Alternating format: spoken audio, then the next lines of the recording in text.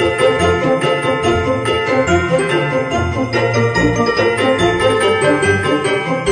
know, when I was a kid, I used to watch a lot of TV shows. Some were awesome, and some, well, you get the picture.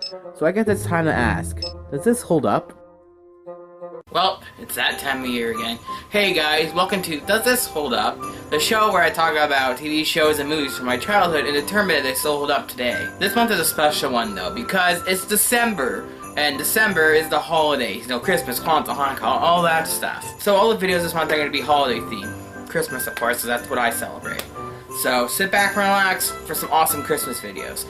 With this special review from one of my favorite shows, Disney's Recess. Yes, Disney's Recess, a show that aired on the Disney Channel and the Family Channel here in Canada from 1997 until 2003. It was a show revolving around a gang of kids and their adventures at, well, recess. And if you haven't guessed, it's a fantastic show.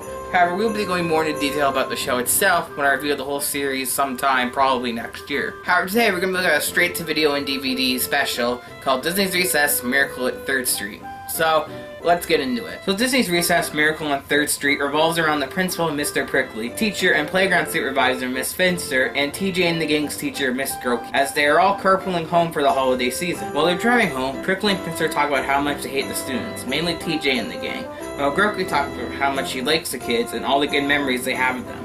As they talk about the kids, they set it up to play some episodes from the TV show.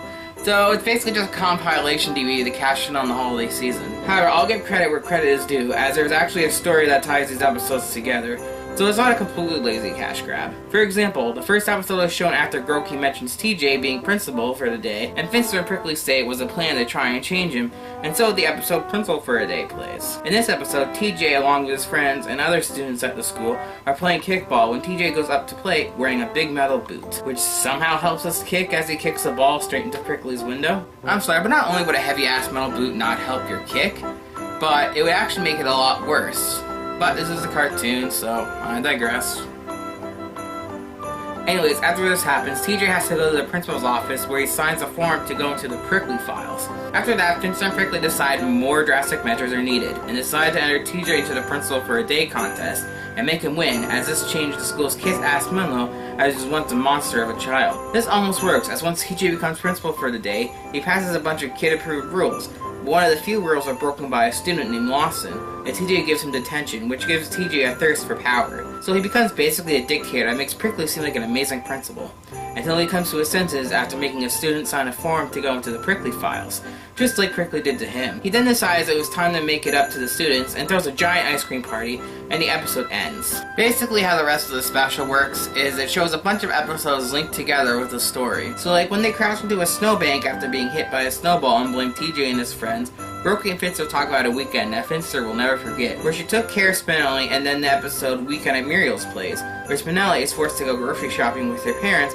and bumps with Finster, and it turns out her parents know Finster as she was a family friend of Spinelli's grandmother. Spinelli is then sent to Finster's for a weekend as her parents are going to a babysitter's convention. She absolutely hates it, but comes around after Finster comes to a realization that she is boring after hearing Spinelli talking to TJ on the phone about it. The other episodes in the special are The Great Can Drive, where TJ, along with all of Miss Grotke's class, decide to not participate in the can drive, as they are sick of losing to the cunts, I mean Ashleys. Everyone except for Mikey, however, as he wants to help the homeless. However, this changes the Ashleys egg on TJ and his friends, who get a bunch of students together and try to beat the Ashleys, but they end up tying. During the final count, a woman takes out one can to add to the turkey dinner prize, but decides to use it as the tiebreaker, which causes all the students to go apeshit. Hey now guys, don't you know that kicking the shit out of people comes the day after Thanksgiving?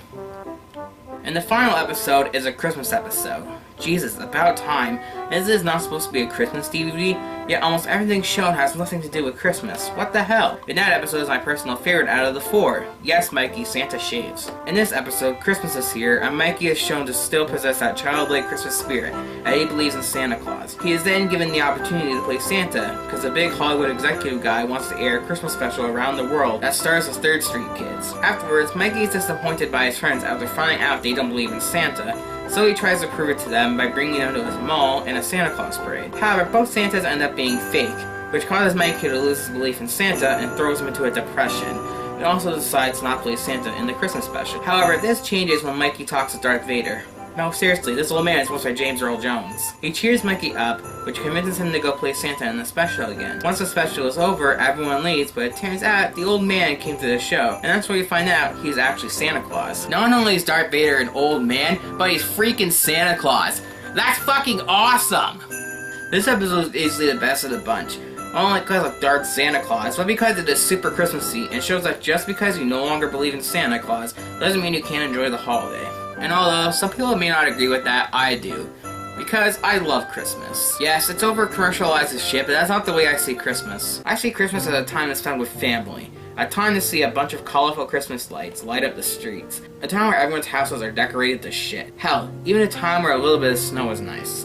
And who can't forget all the awesome Christmas specials every year. It may be hard not to see Christmas as anything more than a corporate shit show, but you gotta look deeper into it to enjoy it and not focus so much on the bad parts. Hell, even the end of the special shows that pretty well. Grotke, Finster, and Prickly decide that this wasn't so bad after all, and they got to spend some time together when they feel a nudge on the car, and sure enough, it's TJ and his friends, and they help get the car out of the ditch. I thought that was a nice ending to an all-around solid special. So that was Disney's Recess Miracle on 3rd Street. It was honestly a pretty solid special. However, it does come with a couple flaws. The only thing that I gotta complain about is that you can tell this was just made to make some extra cash during the holidays, as all the episodes in this disc were from the show. I wish I could have just done one long Christmas special and slapped it on a DVD instead. Aside from that though, I really got no problem with it, and if you haven't already guessed, this special definitely holds up. And that is the first video for Studiocember 2017. I really hope you guys enjoyed it. I hope you like the special as much as I do, but if you don't, that's okay. Tune in next time where we're going to look at a conspiracy theory involving a certain Christmas movie. And after that, we'll be reviewing another Christmas movie, but a live action one this time. So we'll see you guys really soon. I hope you have a great month, and I hope you tune back for more Christmas stuff coming soon. Take care guys, and happy holidays.